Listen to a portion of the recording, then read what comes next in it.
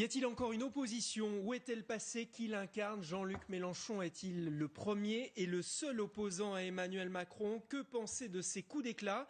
Où sont le Front National, les Républicains, le PS? On en discute, on en débat avec nos invités sur ce plateau. Virginie Leguet, chef adjoint du service politique de Paris Match. Rebonjour Virginie. Ivan Trippenbach, bonjour. Journaliste à l'opinion en charge du Front National. L'un de vos derniers articles s'intitule d'ailleurs « Mais où est passé le FN ?» Et puis Karl Herold, bonjour.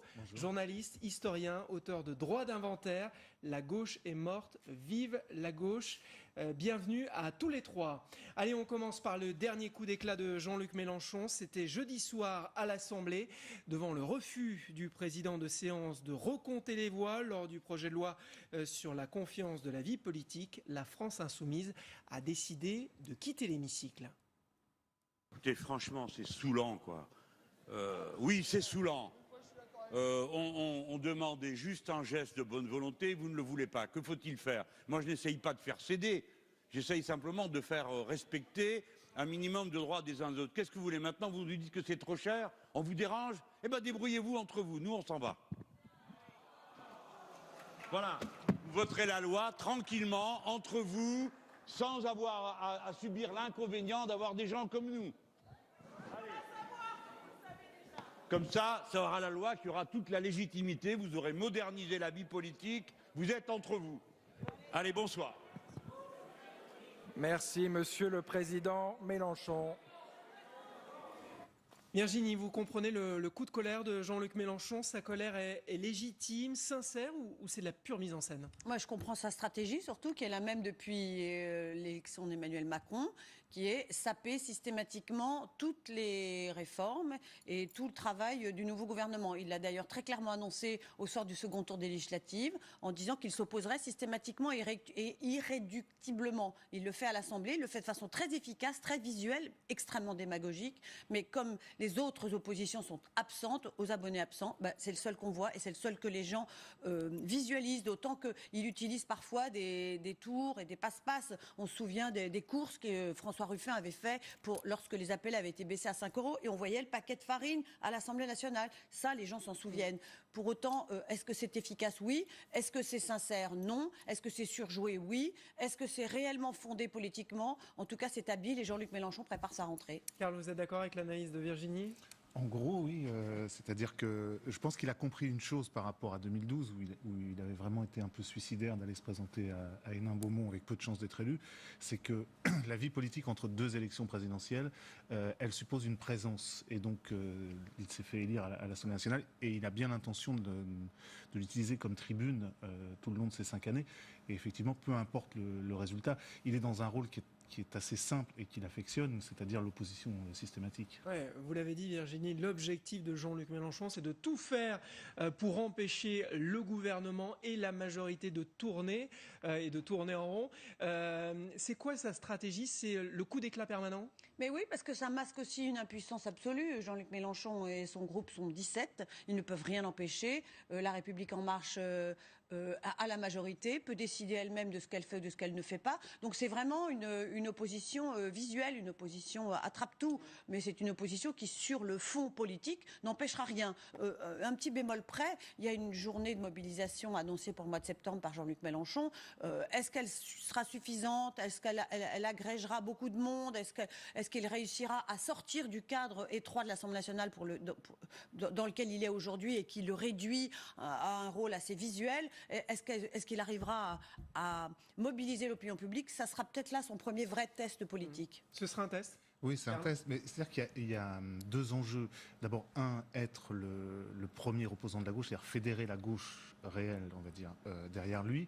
On voit la différence, par exemple, avec les communistes qui sont tout aussi opposants, mais qui n'ont aucune stratégie de mise en scène, je vais dire, et donc qui passent complètement inaperçus. Et l'autre enjeu, qui, à mon avis, est encore plus important, c'est l'anticipation d'un automne social avec la loi travail, et donc, enfin, la réforme par ordonnance. Et donc là, je pense que sa manifestation en septembre a plus pour but de prendre de vitesse les syndicats et d'être à la tête véritablement de ce mécontentement. Il y a un double enjeu pour lui, d'où cette activité Alors, vous parliez de mise en scène, c'est vrai que Jean-Luc Mélenchon et ses amis de la France Insoumise sont devenus experts en la matière. On se souvient de leur refus de porter la cravate lors de la première séance à l'Assemblée. On se souvient aussi que la France Insoumise avait boycotté le congrès de Versailles et organisé une manifestation pour dénoncer la dérive monarchique du président Macron. Parler plus fort que les autres, casser les codes, faire le buzz. C'est la bonne stratégie, selon vous, Virginie ? En tout cas, c'est une stratégie efficace et on peut reconnaître à Jean-Luc Mélenchon, qui n'avait jamais été élu à l'Assemblée nationale, d'avoir très vite intégré les codes, d'avoir très vite compris comment fonctionnait l'Assemblée nationale. On reproche aux députés d'En Marche de ne pas l'avoir fait. Lui et ses amis l'ont fait tout de suite. Donc oui, la cravate, ne pas saluer, parce que je crois qu'il avait même refusé de se lever pour saluer le président de l'Assemblée nationale. J'allais dire, c'est des gadgets, c'est de la provocation, ça n'a aucun fondement politique et aucun sens réellement politique, mais c'est très efficace parce que l'opinion publique est un peu, j'allais dire, lassée de cette énorme actualité de l'année et qui regarde de temps en temps les images, mais finalement elle ne voit que Jean-Luc Mélenchon, que ses coups d'éclat, que ses coups de gueule et voilà, le Front National est aux abonnés absents, on le verra tout à l'heure, mais il voulait incarner le premier opposant, il l'incarne. Moi, je ne suis pas tout à fait d'accord avec vous parce que je pense qu'il y a quand même une cohérence politique. C'est-à-dire que derrière ça, il essaye de montrer la cassure qu'il y a entre les hommes politiques et le peuple et que toutes ces manifestations concourent à faire passer le message qu'il faut une 6e République, d'une part, et que deuxièmement, il est l'expression du peuple. Je veux dire, c'est pas de la provocation, il me semble-t-il, hein, c'est pas de la provocation pour la provocation, c'est qu'il y a une ligne directrice derrière qui est véritablement d'être la voix du peuple, en quelque sorte, enfin de passer pour la voix du peuple vis-à-vis des élites. Et en ce sens-là, c'est habile politiquement. Est-ce qu'il n'y a pas une appropriation de la part de Jean-Luc Mélenchon de ce qu'il estime être le peuple ? Tout à fait. Parce que la grande amertume de Jean-Luc Mélenchon, c'est de ne pas avoir accédé au second tour et d'avoir été devancé par Marine Le Pen. Marine Le Pen a tout aussi vocation que lui à incarner le peuple. Simplement, pour l'instant, elle est inaudible. Mais lui n'incarne pas le peuple. Il incarne une partie du peuple. Non, c'est ce qu'il essaye de faire. Ouais. Et là, il y a une cohérence. Et justement, c'est pour ça que je parlais tout à l'heure de 2012. C'est-à-dire qu'il a compris que entre les 5 ans de 2 élections présidentielles, il faut exister. Et donc l'Assemblée nationale lui offre cette tribune. Mais ça risque pas de lasser au bout d'un moment tous ces coups d'éclat. Il y a quand même aussi la question de la crédibilité qui se pose. Est-ce que Jean-Luc Mélenchon, à travers tous ces coups de com', est vraiment crédible comme premier opposant, comme le seul opposant à Emmanuel Macron ? En tout cas, c'est l'image qu'il essaye d'installer. Il a compris qu'il faut frapper, retenir l'attention dans une actualité où tout va très vite, où un événement chasse l'autre, où effectivement, depuis un an, on assiste à un dégagisme fantastique et où il y a des nouveaux élus en place. Lui, il essaye de prendre sa place parmi ces nouveaux élus. Moi, je serais un peu plus sévère que vous. Je trouve qu'il fait beaucoup d'esbroufs. Il sape, par exemple, le travail de moralisation de la vie publique, la loi de moralisation de la vie publique ou de rétablissement de confiance. Ils se sont abstenus. Pourquoi ? Il pourrait lui aussi avoir voulu que la vie publique se moralise. Donc, il y a toujours avec lui une ambiguïté entre la forme et le fond. Non, mais là, je pense que c'est ce que vous disiez tout à l'heure. Il sait qu'il n'a aucun poids politique. Il peut voter. Mais par contre, voter quoi ? Voter quelque chose qu'il considère comme n'allant pas assez loin, comme n'étant pas... Oui. Non, moi, je pense qu'il y a une cohérence politique. Là où je vous rejoins, c'est que je pense que ça risque effectivement de lasser, au bout d'un certain temps, justement, une image d'agité permanent. Et donc, il va falloir que, s'il veut véritablement incarner cette opposition, il va falloir qu'il sache les moments où il sera purement dans la démonstration comme il est en ce moment, et des moments politiques, parce que ce qui ne se voit pas aujourd'hui et qui pourtant existe, c'est que son groupe a présenté des amendements, son groupe a fait un vrai travail parlementaire. Mais celui-là, il passe à l'as parce qu'on ne retient que les courses à 5 € ou des choses comme ça. Alors au début de la législature, Jean-Luc Mélenchon et Marine Le Pen se disputaient le rôle de premier opposant. Yvan, pour l'instant, il n'y a pas photo. On l'a dit, effectivement, après un bilan d'un mois de session parlementaire, c'est tout à fait frappant. Marine Le Pen est invisible, elle est inaudible. Il faut bien voir d'où vient le Front National. C'est un parti qui se proclamé premier parti de France il y a 2 ans, après sa victoire aux européennes, on se souvient de cette affiche. Il y a 2 mois, Marine Le Pen voulait être l'unique opposante à Emmanuel Macron pendant le quinquennat. Et puis aujourd'hui, si vous ouvrez le JDD, elle n'est pas parmi les 10 personnalités qui pèseront à l'Assemblée nationale, ni même aucun député frontiste. Donc c'est un échec. Oui. Effectivement, on pensait que Marine Le Pen allait utiliser vraiment l'Assemblée comme caisse de résonance. Comment est-ce que vous expliquez que le Front National soit aussi peu visible, aussi peu audible? Eh bien, Ivan. Jean-Luc Mélenchon a préempté le créneau de la provocation, des coups d'éclat, on l'a dit. On aurait pu attendre Marine Le Pen sur ce registre. Il y a d'autres créneaux peut-être sur lesquels Tout à fait, mais elle pourrait s'engouffrer. Bien sûr, mais elle a choisi délibérément le registre de la crédibilité. Gilbert Collard l'a dit dans l'hémicycle, ils veulent être une opposition crédible, sérieuse, constructive, ce qui peut étonner venant de la part du Front National. On se souvient de Marine Le Pen qui farfouillait dans ses dossiers pendant le débat de l'entre-deux tours.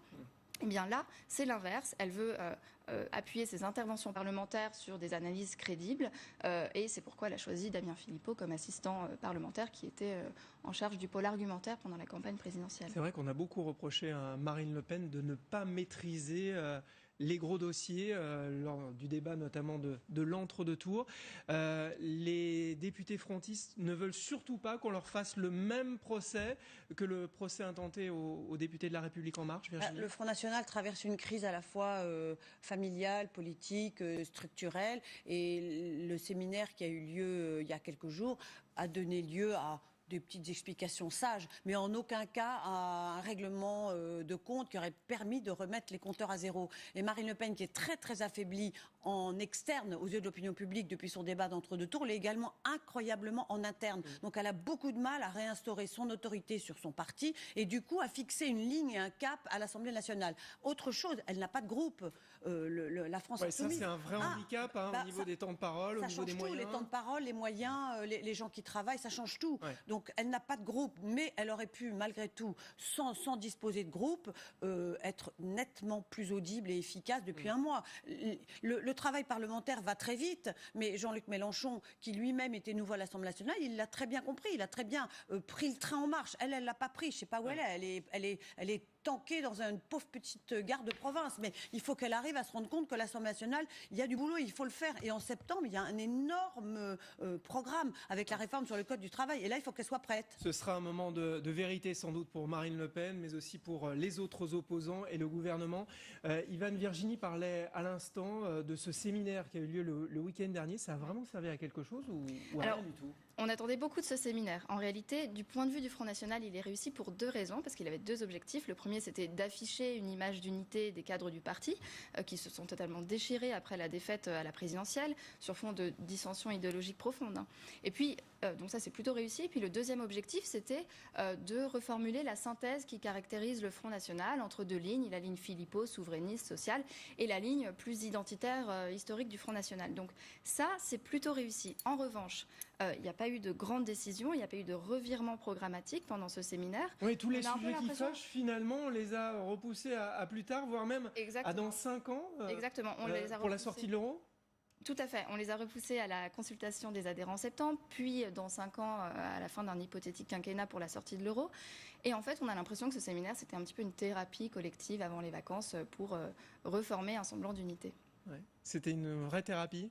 Non, on a mis la poussière sous le tapis, on a caché tout ce qu'on pouvait cacher et on a fait mine de repartir comme si de rien n'était. Mais c'est ça, à mon avis, qui explique le brouillage sur la ligne. C'est que comme le parti n'est pas clair en lui-même, dans son organisation, dans ce qu'il doit dire, sur quel sujet il doit s'exprimer, on l'entend pas. Et comme ce séminaire n'a pas permis de fixer un cap, de distribuer les rôles, de dire qui interviendra quand et comment, du coup on n'entend personne. Et Florian Philippot, qui avait longtemps dit si on abandonne l'euro, je quitte le parti. Finalement, il est resté et on l'entend encore beaucoup. Mais la sortie de l'euro est reléguée aux oubliettes. Mais rien n'est clair, en fait. Donc, ça explique aussi le manque de clarté du comportement du Front National à l'Assemblée nationale. Il est trop empatouillé dans ses affaires internes. Ouais, Marine Le Pen, aussi discrète que Florian Philippot, est omniprésent dans les médias.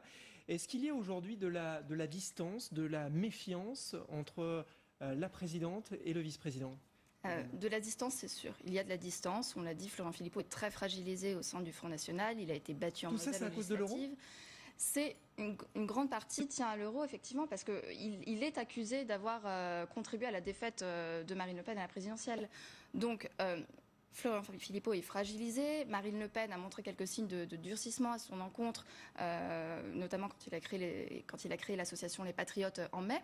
Mais en même temps, Marine Le Pen ne l'a pas non plus totalement renié publiquement. Elle n'a pas intérêt en fait à laisser éclater au jour ces hostilités-là, parce que voilà, ce qu'elle veut, c'est réconcilier au sein de son parti, clarifier la ligne, comme on l'a dit, pour pouvoir réembrayer pour les 5 ans à venir. Oui, parce que à la limite, Florian Philippot pourrait devenir, lui, un opposant à Marine Le Pen, peut-être déjà quitter le parti, en former un autre.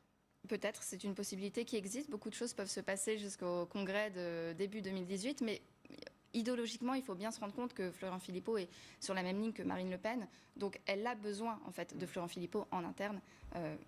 On va voir si une rupture. Virginie, quand Florian Philippot a dit si on abandonne la sortie de l'euro, je m'en vais, c'est une menace à prendre vraiment au sérieux ou c'est de l'intox ? C'était du bluff, parce qu'il sait très bien que Marine Le Pen a besoin de lui. Il faut bien se rendre compte qu'au sein du Front National, il n'y a pas beaucoup de personnalités, de cadres expérimentés, capables d'avoir un discours clair comme lui là. Il a une formation politique, il a des idées assez claires, peut-être trop péremptoires, mais il n'y en a pas beaucoup qui peuvent être à son niveau. Autre souci très important pour Marine Le Pen, c'est le devenir de sa nièce, Marion Maréchal Le Pen, qui pour l'instant est en retrait, mais qui a dit qu'elle reviendrait, et qui, elle, représente probablement une rivale plus importante pour Marine Le Pen que Florian Philippot. Il vaut mieux avoir Florian Philippot qui finalement n'aura pas d'avenir peut-être définitif dans le mouvement, qu'avoir une Marion Maréchal Le Pen qui revienne victorieuse dans quelques années avec le soutien des cadres et qui, elle, parce qu'elle s'appelle Le Pen, représente réellement peut-être l'avenir d'un mouvement qui n'a fonctionné jusqu'à présent que sur le nom de Le Pen. Alors vous parliez des soucis politiques, il y a aussi des soucis judiciaires. Hein. Marine Le Pen est mise en examen dans l'affaire des assistants parlementaires. Est-ce que ça aussi, ça peut plomber la présidente du Front National? Oui, ça peut la plomber, mais ce n'est pas le facteur principal qui explique sa discrétion depuis un mois. Hein. Oui. Même pendant le débat sur la moralisation de la vie politique? Même pendant le débat, parce qu'effectivement, même si ça lui a porté préjudice pendant la campagne, on se souvient de Philippe Poutou qui lui lançait à la figure avec François Fillon pendant le débat cette affaire. En réalité, ça n'empêcherait pas Marine Le Pen de s'exprimer. Je pense qu'il y a beaucoup de fatigue après cette longue année électorale, et puis on l'a dit, elle est concentrée sur les affaires internes du Front National. Ouais, Virginie, quand même, ça fait mauvais effet, une mise en examen, peut-être un jour un procès. Oui, ça l'affiche mal pour un parti dont le slogan était tête haute, main propre. Aujourd'hui, elle ne peut plus se revendiquer de ça. Et même si pendant la campagne, elle a refusé de se rendre aux convocations des juges, l'affaire suit son cours. Et il est possible que les nouveaux développements de cette affaire, et peut-être même si un jour elle est amenée à rembourser l'argent qui aurait été indûment perçu, il est possible que ça crée aussi des difficultés financières pour un parti qui n'en manque pas déjà et qui n'a toujours pas remboursé la totalité des emprunts de la campagne. Alors les Républicains, eux aussi, soldent les comptes de la présidentielle. La direction a envoyé un formulaire à ses adhérents pour leur demander la raison de l'élimination de François Fillon dès le premier tour de la présidentielle. C'est très sérieux. Hein. Vous en pensez quoi de ce questionnaire, Virginie? C'est une bonne idée, une bonne méthode? Je pense que les pauvres adhérents n'y sont pour rien. La raison de l'élimination de François Fillon, elle est due en partie à François Fillon lui-même. D'après eux, quelles sont les raisons? On ne leur fait pas porter le chapeau. Non, mais enfin... Jusqu'à preuve du contraire. Les pauvres militants, ils ont surtout été déçus parce qu'on leur avait annoncé une élection imperdable, et qui est devenue ingagnable. Alors, on va pas revenir sur l'ensemble des révélations qui ont concerné la façon dont il déclarait Pénélope Fillon comme son assistante parlementaire, puis ses enfants lorsqu'il était au Sénat.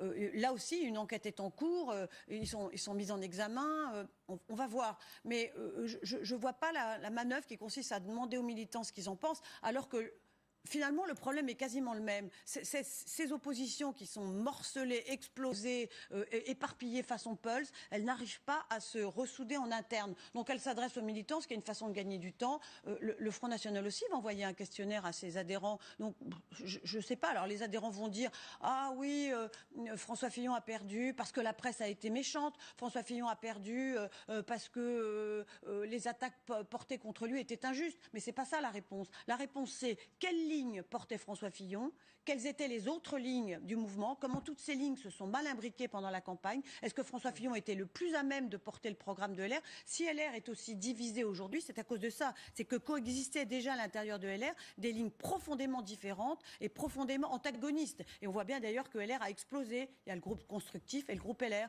Et là, c'est vraiment la cassure nette. Et si aujourd'hui il y a des élus LR dans le gouvernement, là aussi c'est le signe de cette cassure. Il risque d'y avoir des départs dans les semaines et les mois qui viennent, notamment des constructifs, en tout cas ceux qui n'ont pas encore quitté le parti. En tout cas, en fin d'année, les Républicains auront un nouveau chef. Alors, faute d'opposants sérieux, c'est Laurent Wauquiez qui devrait prendre les rênes du parti. Pourquoi aucun autre ténor ne s'est lancé dans la bataille pour essayer de le contrer et pour disputer le leadership du parti à Laurent Wauquiez? Enfin, le leadership de ce qu'il reste du parti. On avait parlé à un moment de Valérie Pécresse, mais Valérie Pécresse, elle est très heureuse dans sa région, qu'elle a conquis de haute lutte. Elle considère que c'est son fief et elle n'a plus envie de se mêler d'un parti dont elle estime que le comportement pendant la campagne a été finalement assez indigne. Parce que il y a eu des moments, des points de bascule pendant la campagne où éventuellement, si tout le monde s'était bien entendu et si tout le monde avait estimé que François Fillon ne pouvait plus porter le programme de LR, il y avait des solutions de remplacement. On a parlé d'Alain Juppé et il y a de telles divisions que ça a rendu l'affaire impossible. Donc Laurent Wauquiez, lui, depuis le début, il dit qu'il veut reprendre le parti. J'allais dire, faute de combattants, on va le laisser faire et il va incarner une ligne assez droitière. Et cette ligne assez droitière peut finalement s'y reconnaître. Mais voilà, pour l'instant. Ça peut devenir le premier opposant à Emmanuel Macron dans les mois qui viennent? On verra bien. En tout cas, il y a du chemin à faire. Petite anecdote à propos de Laurent Wauquiez, c'est à lui que Marion Maréchal Le Pen avait dit qu'éventuellement elle pourrait parler facilement dans l'avenir. Donc on voit bien aussi les points de convergence ou de ralliement qui pourraient s'installer dans quelques années entre l'aile droite de LR et Marion Maréchal Le Pen, si tant est que ça se fasse un jour et si tant est que Marion Maréchal Le Pen, qui est très jeune, revienne réellement à la politique. Alors le PS, lui, est en ruine ou en état de mort clinique. La nouvelle direction collégiale s'est réunie pour la première fois pour une séance de travail et une photo de famille. C'est une direction à 28 têtes. C'est crédible, Karl? Absolument pas. Non, la voici clair. La photo. Alors ils sont pas tous sur la photo, hein. Mais ils sont 28 en tout. Non, mais c'est comme à chaque fois que le PS est en voie de déclin, il y a une espèce d'union sacrée qui se fait pour essayer de mettre sous le tapis effectivement les divergences.